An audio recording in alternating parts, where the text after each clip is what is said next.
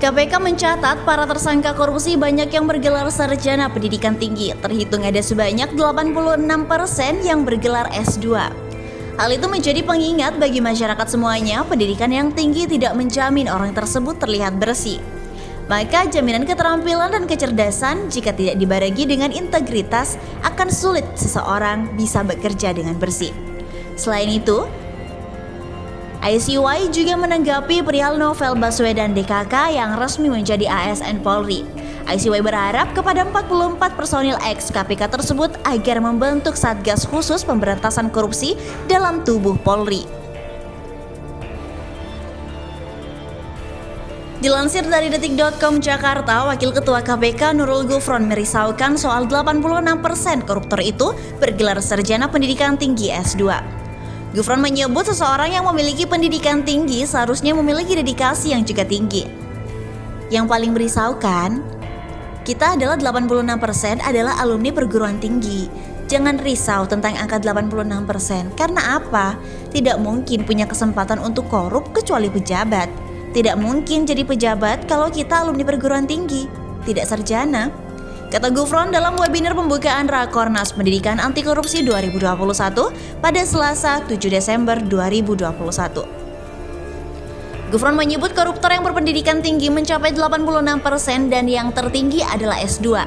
Sementara dari 86% koruptor, 30% berpendidikan S1 dan 10% berpendidikan S3. Dari 86% itu paling besar S2, baru S1 sekitar 60%. Dari 86% itu S2, 30% S1, 10% S3. Saya tidak akan memperpanjang dan akan memblow up tentang 86%-nya. Tetapi apa maknanya?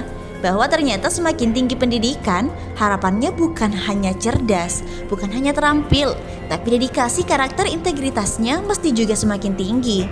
Sambungnya, Gufron menyebut pendidikan anti korupsi tentu akan berperan dalam menyelesaikan masalah itu.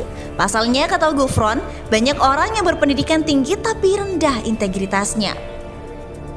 Ini menunjukkan bahwa sebagaimana dilansir di awal tadi, mestinya berdasarkan pasal 1 angka 1 Undang-Undang 20/2003 tentang Sistem Pendidikan Nasional, bahwa pendidikan adalah upaya yang sadar dan terencana untuk meningkatkan spiritualitas diri, kepribadian, pengendalian diri, kecerdasan, akhlak mulia, dan keterampilan. Artinya dari 6 tujuan pendidikan, 4 itu adalah integritas. Katanya, tapi dari 6 elemen pendidikan tersebut faktanya pada saat rekrutmen pendidikan, pada saat proses, dan pada saat evaluasi belajar, ternyata yang 4 elemen integritas itu minim, yang diukur hanya integritas dan keterampilan. Tambahnya, lebih lanjut Gufron mengatakan pendidikan bukan hanya sebuah jembatan menuju jenjang karir, melainkan pendidikan juga harus membangun kepribadian hingga kecerdasan yang baik.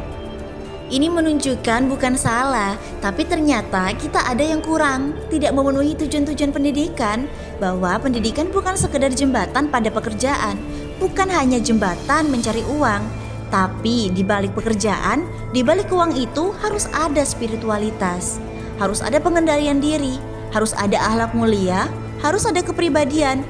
Ini yang kemudian proses pembelajaran saat ini hanya mengukur kecerdasan dan keterampilan. Katanya, efeknya apa? Efeknya sebagaimana kami tampilkan tadi, ternyata 86% pendidikan koruptor itu adalah alumni perguruan tinggi. Itu datanya, Pak. Mudah-mudahan nanti bisa dicermati oleh para pemangku kepentingan pendidikan ini. Imbuhnya diberitakan secara terpisah oleh Suara.com, Indonesia Corruption Watch atau ICY mengaku menaruh harapan besar kepada 44 ex pegawai Komisi Pemberantasan Korupsi atau KPK setelah resmi menerima tawaran menjadi ASN Polri. ICY berharap Kapolri Jenderal Listio Sigit dapat membentuk Satuan Tugas Khusus Anti Korupsi ketika novel Baswedan CS masuk ke jajaran institusi Polri. ICY mengusulkan, ketika nanti mereka dilantik sebagai ASN, Kapolri dapat membentuk Satgas Khusus Anti Korupsi di bawah pengawasannya langsung, yang bertugas memetakan potensi korupsi di tubuh Polri dan mendesain reformasi kepolisian. Kata peneliti ICY Kurnia Ramadana di Jakarta pada Selasa 7 Desember 2021. Bila itu diwujudkan, kata Kurnia, ICY mengaku optimistis jika nantinya Polri dapat meningkatkan kinerja dalam upaya pemberantasan korupsi. Jika itu bisa direalisasikan, tentu ditambah dukungan dari Kapolri, kepolisian dapat meningkatkan performanya dalam memberantas korupsi, kata dia. Kemarin sebanyak 44 ex-pegawai KPK akhirnya menerima tawaran menjadi ASN Polri. Sedangkan 8 lainnya yang juga menjadi korban tes wawasan kebangsaan atau TWK menolak.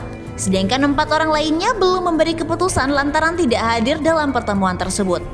Kepala Bagian Penerangan Umum, Kabag Penum Divisi Humas Mabes Polri Kombes Ahmad Ramadan mengatakan itu berdasarkan hasil pertemuan dengan 52 ex-pegawai KPK dalam rangka sosialisasi Peraturan Polri Perpol nomor 15 tahun 2021 tentang pengangkatan khusus 57 ex-pegawai KPK sebagai ASN Polri. Hasil sosialisasi yang mengisi surat perjanjian dan menyatakan bersedia menjadi ASN Polri sebanyak 44 orang. Yang tidak bersedia 8 orang, kata Ramadan kepada wartawan pada Senin 6 Desember 2021 lalu.